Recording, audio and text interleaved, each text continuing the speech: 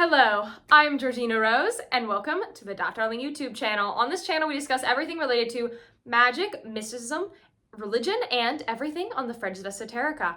I'm Georgina, I'm a perennialist and polytheist, and I have been a seeker of the Western esoteric path for many years.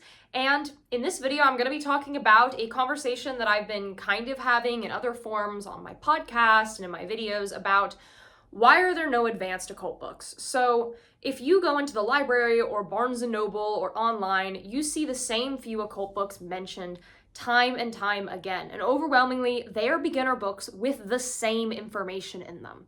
This is a huge problem people have had for a long time. It's kind of just taken different forms over the years.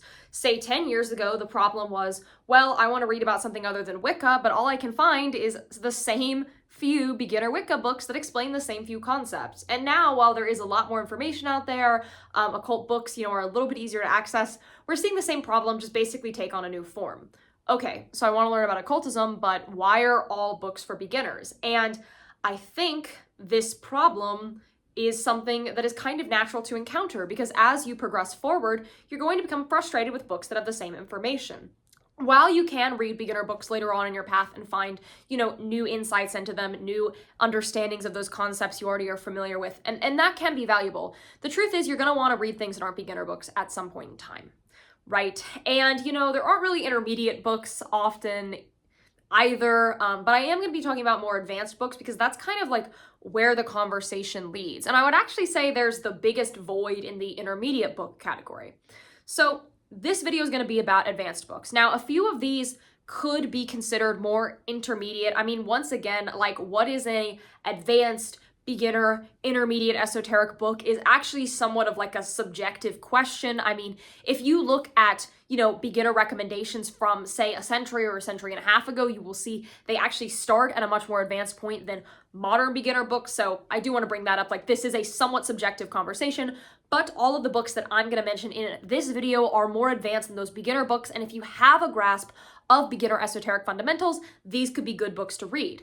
Now, I did limit this list to books that people can actually somewhat easily acquire because there are some phenomenal, more advanced esoteric material out there that is really hard to get, right? We're talking about limited release books. We're talking about books, with restricted translations. And one of the books on this list does kind of sort of fit into this category, but there is a easier to find version, and that's what I'm going to mention in this video. So while there are other great materials out there, I did want to make this list something that people can actually read because I want to help solve this problem of what do I do when I've read the beginner books and I don't know what to read next. So I wanted to make this list actually realistic and readable for people who are watching this video.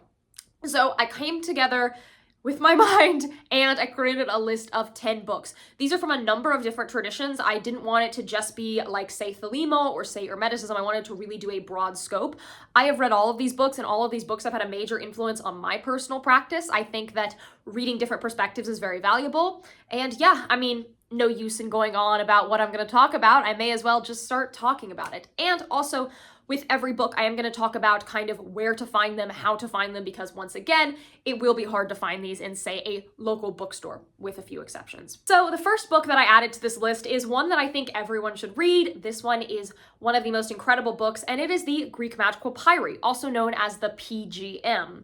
That acronym looks a little confusing considering the name, but the book is in Greek. It is an ancient Greek pagan grimoire that we have from antiquity that is the basis of a lot of ceremonial magic ideas in the West. Specifically, if you are a pagan interested in ceremonial magic, this is the book you should turn to. There are so many foundational concepts that are in this book that are at a much more advanced level, right? It talks about how to contact your holy daemon. It has very elaborate rituals, rituals like the bornless ritual and its predecessor, the headless ritual, which is the version in this book, come from this. There are so many rituals, so many invocations, and it gives a really good look into what ancient Greek paganism actually looked like.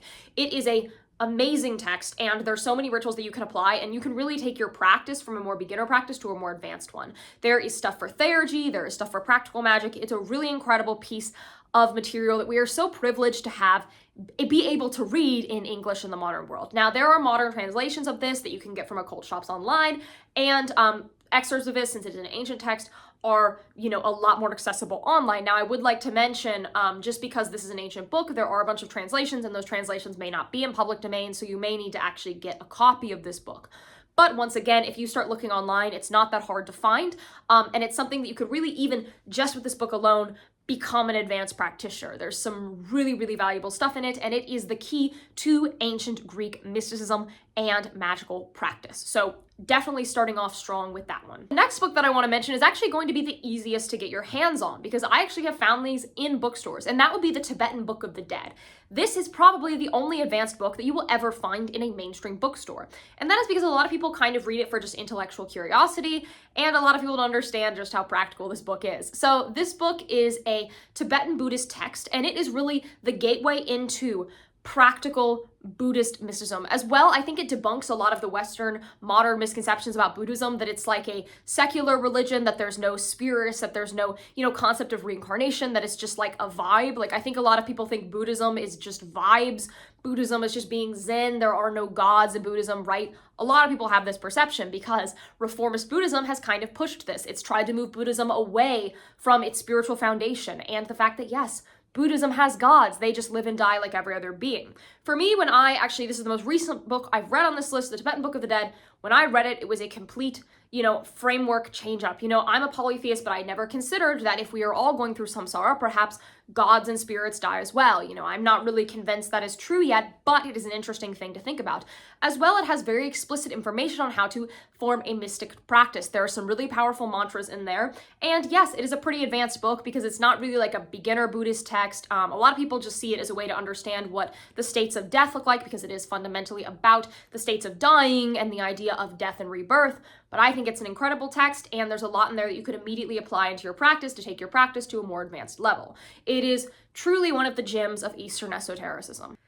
Now, the next book on my list is actually pretty hard to get a copy of, but there is a selected translation that you can just get. So this is the Shams al-Marif, or the Son of Gnosis. This is the most controversial book in the Islamicate world. It is a real glimpse into Islamic sorcery. I have an entire video on it, and it has a lot of unique astrological concepts, like a way to use the lunar mansions in magic as well. Discussion about the jinn is rampant in this book. It is a very powerful text, and it is completely misunderstood. People think it is a black magic book. No, it's complete mysticism. And it is one of those gems that has been heavily censored and, tried to take away from this world. And there is a selected English translation. That is an incredible selected English translation. You can get it online. You won't find it in a store, but it is quite incredible. I actually have a copy of the full version, not translated to English, and I have been slowly reading the full version over many years. Of course, that is a project for me, as I am an English speaker. But, even that selected translation has so much insight into it. For me, as an astrologer, learning about the lunar mansions from that perspective is just really, really valuable. And there's so much, useful mystic information in there. This is a book that, is super fear-mongered about, but it is quite a rich trove of mysticism when you actually read it. And it is one of those advanced books that I think really gets people thinking.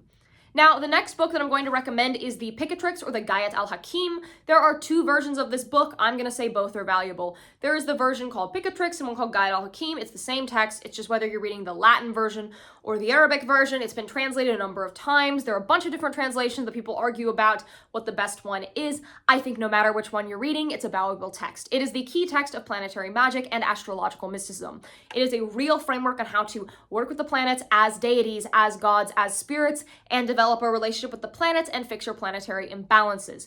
It is a beautifully rich text, and it is full of advanced techniques. There are prayers, there are invocations, there are talismans. There's so much you can do with this book. It is totally workable. Now, I do want to caveat it with some of the recipes to make things in it. Do have some materials that in our modern understanding we know are a little bit toxic, so please have a little bit of critical thought if you were trying to make any sort of incense recipe out of it. But other than that, it's a phenomenal text. And it's also interesting because we're talking about a text that really bridges the kind of Neoplatonist thought and the Islamicate thought in a very interesting way, because we actually see quite a bit of cultural exchange between those two worlds at that period of time. So it's also an interesting glimpse into history in a large way. And of course, super workable, super practical grimoire. Of all grimoires, it is one of the most practical ones. And I think there's a reason why, of all planetary magic text, this is the one that everyone brings up. This one, there are so many translations of it, quite easy to get a copy of. Probably won't find it in a store, though if you have like one of those really good like occult bookstores near you, you might be able to. But yeah, this one's pretty freely available, and large sections of like excerpts of it are freely available online, so that also can be a good way to access it. Advanced occult text I'm going to bring up is The Vision and the Voice. So Aleister Crowley is the prophet of Thelema. I think most people will be familiar with that. And I would say actually the best thing he ever created was The Vision and the Voice. Now, that's a polarizing claim. I'm sure people are going to be mad at me, but I actually think it's his masterwork because it is a real key into the Enochian system of magic and mysticism. It is basically his account of scrying the Enochian aethers, and it has the call of the aethers in it. A big way people can approach Enochian magic when they want to come towards that is through doing the calls of the aethers. I would say scrying the aethers is actually the best way to begin an Enochian practice. There are a number of Enochian systems. There's, of course, the classical Enochian of John Dee, and I would say his 5 Book of Some Mystery, also incredible advanced occult material. And then there is the Neo-Nochiana system of the Golden Dawn. I actually think, all those systems are really great, but if you want to sort of jump into that, I would start with scrying the aethers. For me, that's where I began Enochian and bringing it into my practice. I think The Vision and the Voice also gives a lot of insight into Thelemic theology that other texts don't have. In fact, a lot of the understanding of Babylon within the Thelemic religion actually comes from The Vision and the Voice. That is the root of a lot of that. And so I think it's actually hard to understand the entire Thelemic religious system, and especially the contributions that came after Crowley, without reading The Vision and the Voice. The Vision and the Voice is brilliant, and to some it may just seem like descriptions of visions, but if you're a more advanced occultist, which is who this video is targeted towards, you can see immediately how to actually work with this text and make it happen for you. So huge emphasis on that. It's a great text. Now this is like a 0.5 recommendation. I would also say the Book of Lies is a very good occult text. The Book of Lies is one of those Crowley books that people recommend a lot, but I don't think they give context on what it is. So the Book of Lies is one of his sort of channeled writings. It's got a lot of little like short sections that describe different things. And the actual function of the Book of Lies is to be your companion as you go through the crossing the abyss step of Thelemic initiation and practice. So within the Thelema system, obviously you have your beginning initiations, and then you do the Holy Guardian Angel process, and then you cross the abyss. The Book of Lies is what you are supposed to be reading as you cross the abyss. As well, there is a version of the Star Ruby, a key banishing ritual in Thelema in the Book of Lies, which is the version you're supposed to be using during that period of time in your life. So if you're further down your practice, the Book of Lies is a really good companion if you're considering that work. And even if you're not, crossing the abyss through a ritual form, if you are going through any sort of like Dark Night of the Soul type situation or rebirth type situation, I actually still do think it can be a good companion book as you go through that phase of your esoteric journey. Now, the next thing I want to mention is actually like a collection of things. It's not like one text, and that is the Nag Hammadi Library. So Nag Hammadi Library is a real gem of Gnostic understanding, and it has, relatively, not relatively recent, it's now in English. And the Nag Hammadi Library, a lot of people agreed as a historic text. Now, what you're going to see as a theme in this video is as you become a more advanced practitioner, you're able to read historic text and understand what they mean mystically. Specifically, there are a number of sections in the Nag Hammadi Library that are key insights into Western esoteric ideas. So read it through, and do not just read it as Gnostic theology. Read it as a working understanding of the universe, and you will actually become a lot more theologically and metaphysically wise than you were before. I also have another one that kind of could be useful, and that would be, it's not Gnostic adjacent, it's Christian Apocrypha. It's the Book of Enoch.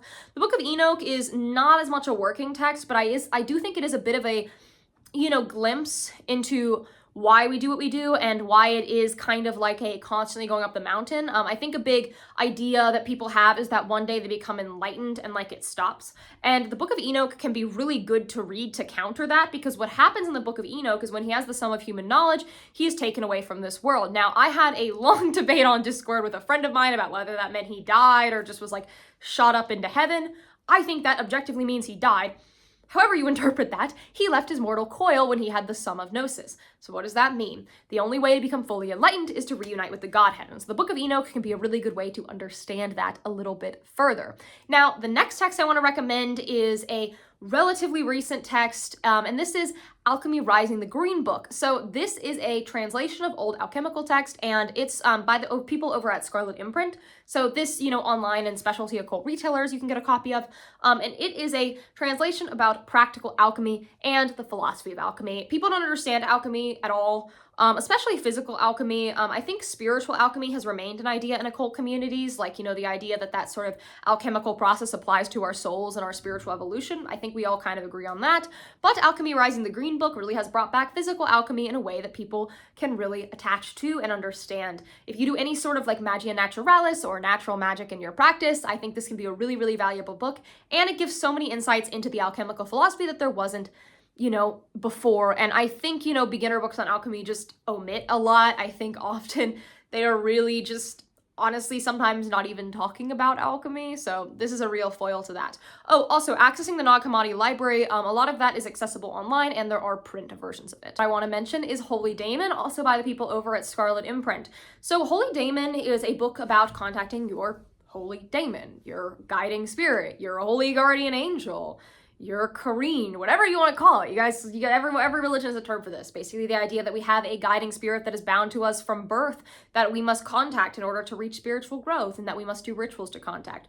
Holy Daemon is really interesting because it's actually a completely different approach to doing that. So a lot of people think they have to do the Abermelon ritual, which is the one that famously a lot of occultists in the Victorian era did. Now, throughout history, there has not only been the Abermelon ritual. Of course, that's an important book to read, right? It's valuable. I'm not shitting on the Abermelon, but I think so many people think it is literally the only way.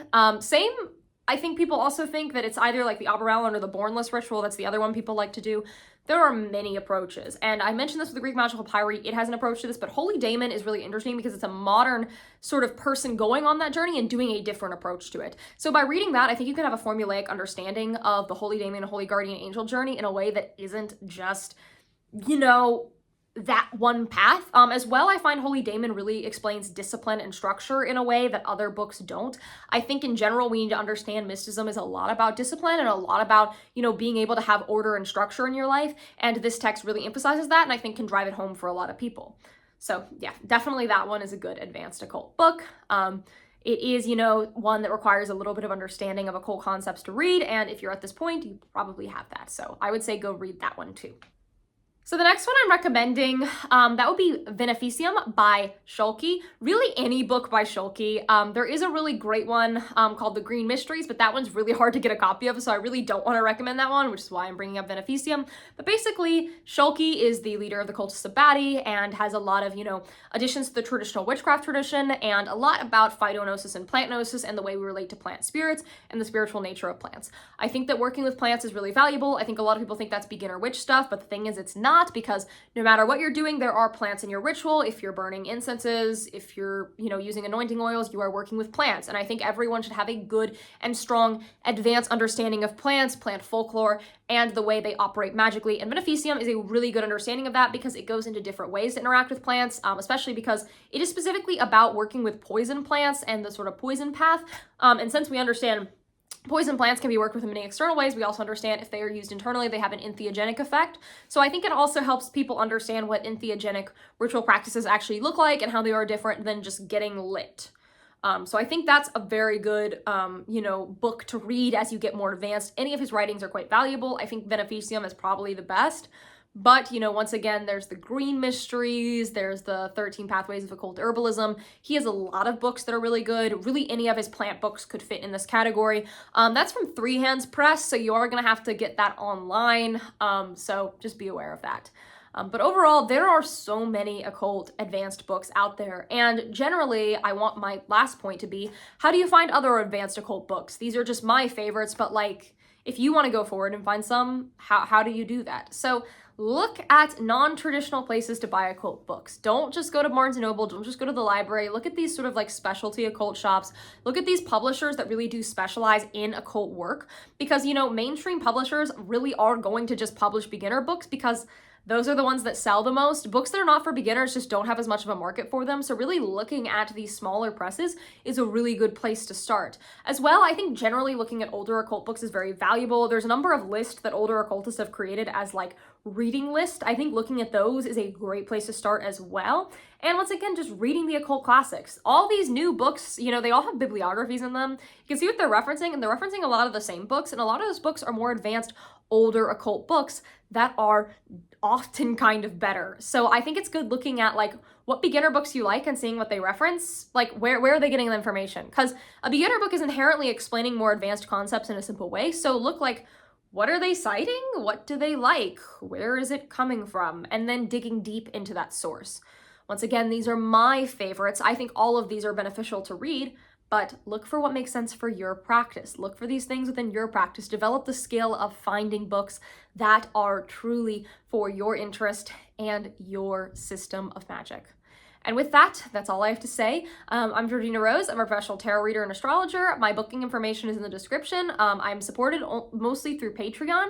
So if you want more videos, ritual guides, and private mentorship, that's all on my Patreon. You get also early access to every single video. So lots of fun stuff on Patreon. I also host the podcast Pagan Perspectives by Georgina Rose. That is on this channel and on most streaming platforms for podcast. There's a few I'm not on, but the majority I'm on. And if you can't find it, just go to the one on the same YouTube channel. And I'm also under Darling, DAAT Darling, on every platform under the sun. I am on Substack. I do at least 2 articles a month. I am on Instagram, Twitter, Threads, TikTok. I mean, I'm really everywhere that I can be found. So yeah, definitely check all that out.